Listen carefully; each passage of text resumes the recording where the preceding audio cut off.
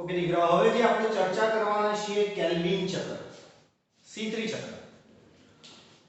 તો C3 પથ, C3 ચક્રની શોધ જે છે કેલ્વિન, મેલ્વિન કેલ્વિન અને તેમના સાથીદારો દ્વારા આ કેલ્વિન ચક્રની શોધ કરવામાં આવી હતી. અને એમણે સૌપ્રથમ દર્શાવ્યું કે આ જે પરિપથ જે છે કેવી રીતે ચાલે છે, ચક્રીય રીતે ચાલે છે.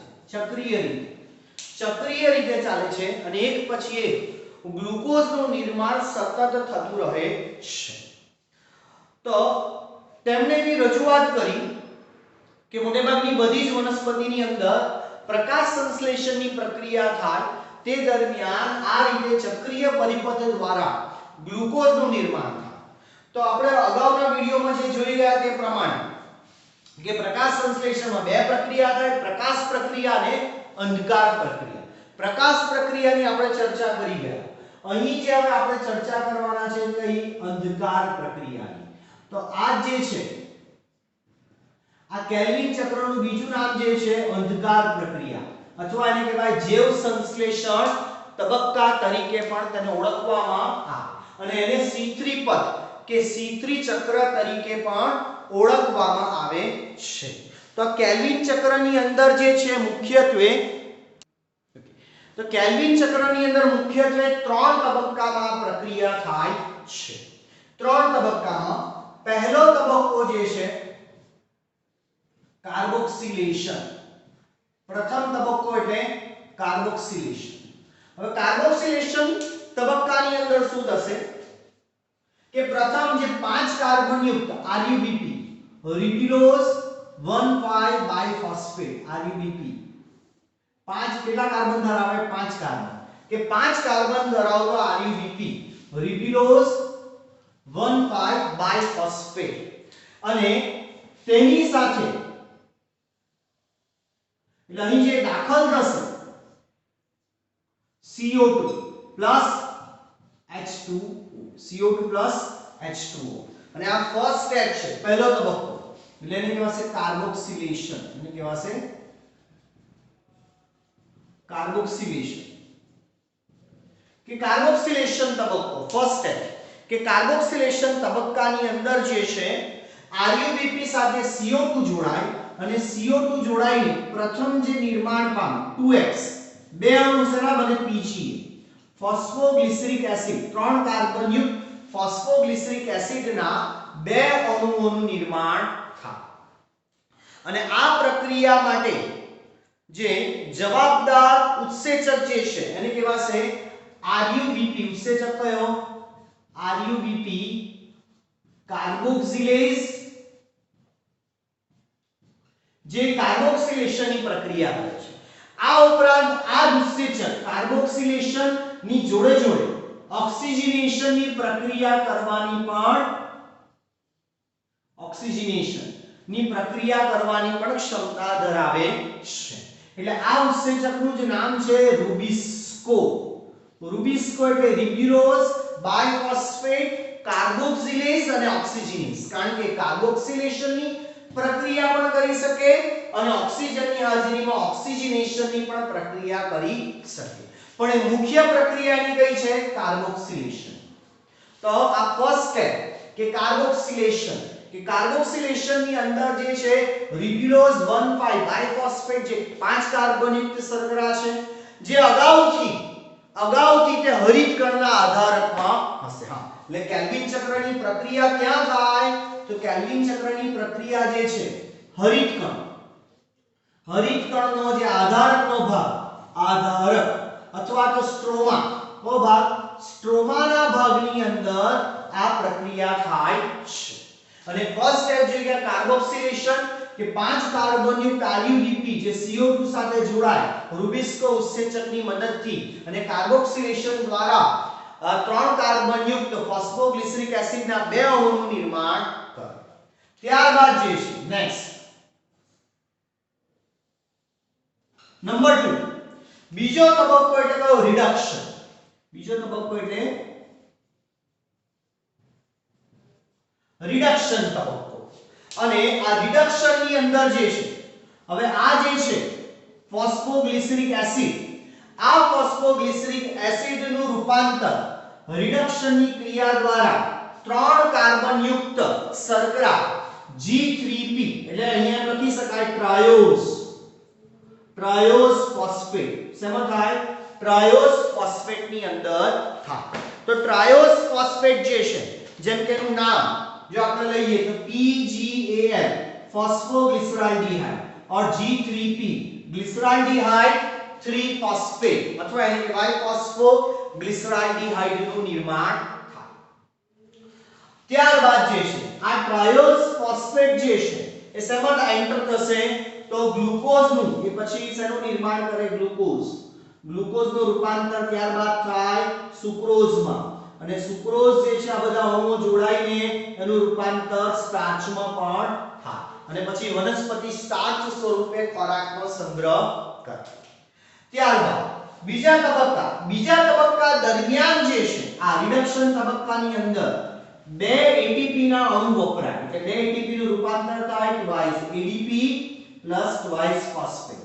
આ ઉપરાંત આ જ તબક્કા દરમિયાન બીજું જે છે NAD, બે અણુ NADH plus H plus, એટલે કે બે અણુ NADH2 ના NADPH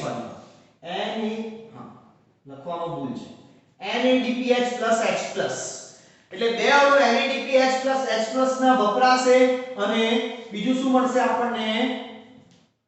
twice NADP plus, એટલે બે અણુ NADPH2 ના વપરાય અને બે અણુ ATP ના આ રિડક્શન તબક્કામાં વપરાશે.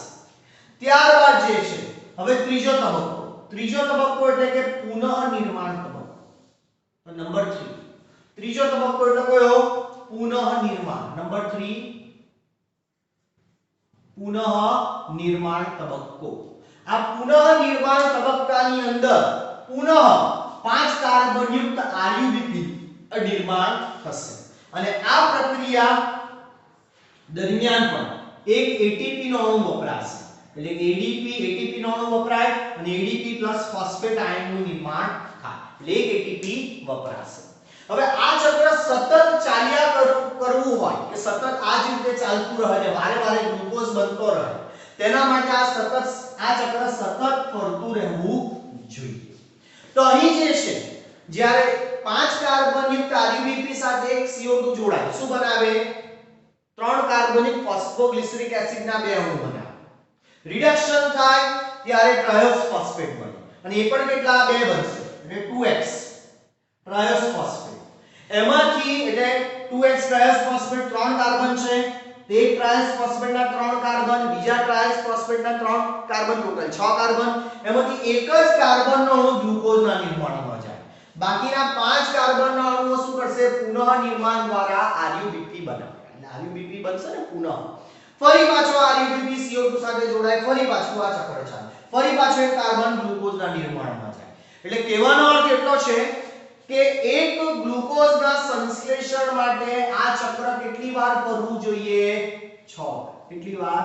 6 વાર. એટલે 6 વાર જ્યારે આ ચક્ર ફરે ત્યારે દર વખતે એક કાર્બન ગ્લુકોઝના સંશ્લેષણમાં જશે, એટલે 6 વખત ફરશે, એટલે ટોટલ નિર્માણ પામતા PGA કેટલા? 12 PGA બનશે. આ 12 PGA માંથી જે 10 PGA જે છે 10 ફોસ્ફોગ્લિસરિક એસિડ જે ગ્લુકોઝના નિર્માણમાં જશે, સોરી 10 PGA જે છે એ ક્યાં જશે? પુનઃનિર્માણ દ્વારા RUBP બનાવશે, અને બાકીના 2 PGA જે છે, કારણ કે 2 PGA એટલે 3 કાર્બન ધરાવતા, અને એમાંથી શું બનશે? ગ્લુકોઝ. એટલે થઈ ગયા ટોટલ 3 + 3 6 કાર્બન, ગ્લુકોઝના પણ 6 કાર્બન, અને 10 PGA એટલે ટોટલ કાર્બન કેટલા થશે? 30, અને આ 30 કાર્બન જે છે એમાંથી 5 કાર્બન 6 RUBP બનશે, છે ને 5 કાર્બન, એટલે 6 × 5 = 30 મેચ થઈ ગયા. એટલે આવી રીતે જે છે આ ચક્ર કેટલી વાર ફરશે? 6 વાર. 6 વાર જ્યારે આ ચક્ર ફરશે ત્યારે ટોટલ 12 PGA બનશે, 6 વખત પુનઃ RUBP બને, અને અહીં એક ગ્લુકોઝનું સંશ્લેષણ થશે. ઓકે, એક ગ્લુકોઝ બને. તો અહીંયા જે છે કાર્બોક્સિલેશન તબક્કામાં CO2 નું સ્થાપન થાય રુબિસ કોષેચકની મદદથી, અને 2 pGa બને. બીજો રિડક્શન તબક્કો જેમાં 2 ATP અને 2 NADPH2 વપરાઈને ટ્રાયોસ ફોસ્ફેટ બને. અને આ ટ્રાયોસ ફોસ્ફેટના અણુઓમાંથી પુનઃનિર્માણની ક્રિયા દ્વારા RuBP બને. અને એક એક કાર્બન એ ગ્લુકોઝના સંશ્લેષણમાં જશે. એટલે ચક્ર જ્યારે 6 વાર ફરે, 6 વાર ફરશે જ્યારે ચક્ર, ત્યારે ટોટલ જેમ કે 12 ટ્રાયોસ ફોસ્ફેટ બને, એમાંથી 10 ટ્રાયોસ ફોસ્ફેટ જે છે પુનઃનિર્માણ દ્વારા RuBP બનાવે અને 2 ટ્રાયોસ ફોસ્ફેટ જોડાઈને એક ગ્લુકોઝનું નિર્માણ થશે. એટલે ચક્ર જ્યારે 6 વાર ફરે ત્યારે ગ્લુકોઝ બને. એટલે અંતમાં આપણે એવું કહી શકીએ. હા, અને ત્રીજો જે છે પુનઃનિર્માણ રીજનરેશન તબક્કો. એટલે એવું કહી શકાય કે દરેક વખત જ્યારે એક વખત આ ચક્ર ફરે છે કેલ્વિન ચક્ર, ત્યારે વપરાતા ATP કેટલા છે? 2 + 3. એટલે જ્યારે ચક્ર જે છે, ચક્ર જ્યારે એકવાર ફરે ત્યારે વપરાતા ATP કેટલા વપરાય છે? 3. અને NADPH2 કેટલા વપરાય છે? 2. હવે ચક્ર કેટલી વાર ફરે છે? 6 વાર ફરે છે.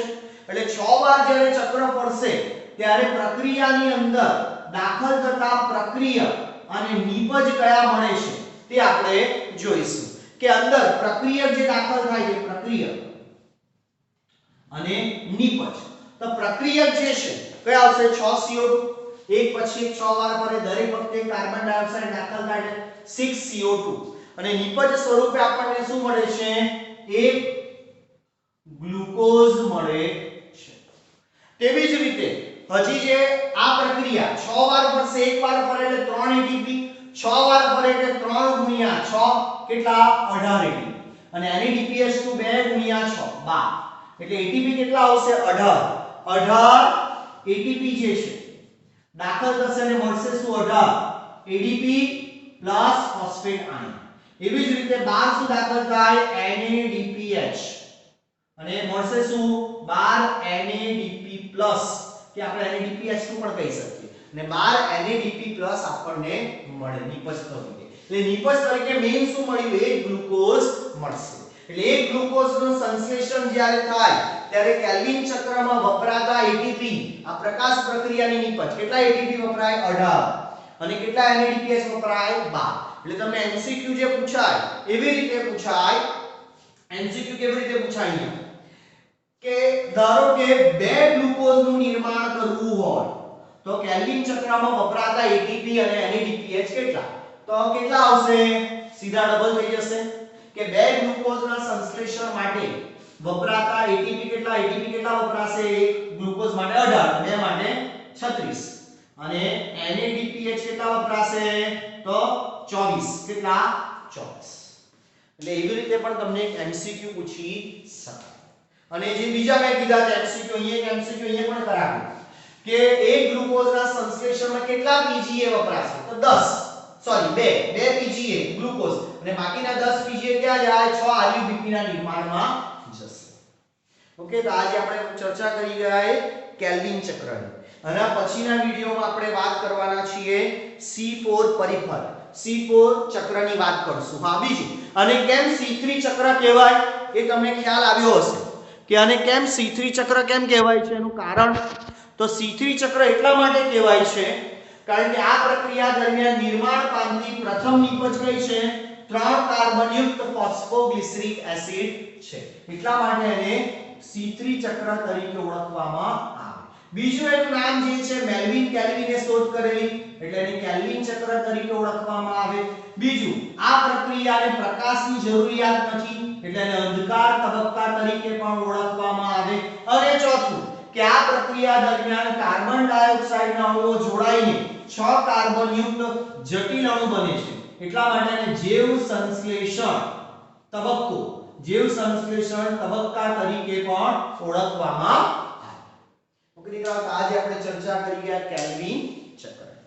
ત્યારબાદ હવે નેક્સ્ટ વિડિયોમાં આપણે C4 ચક્રની વાત કરશું.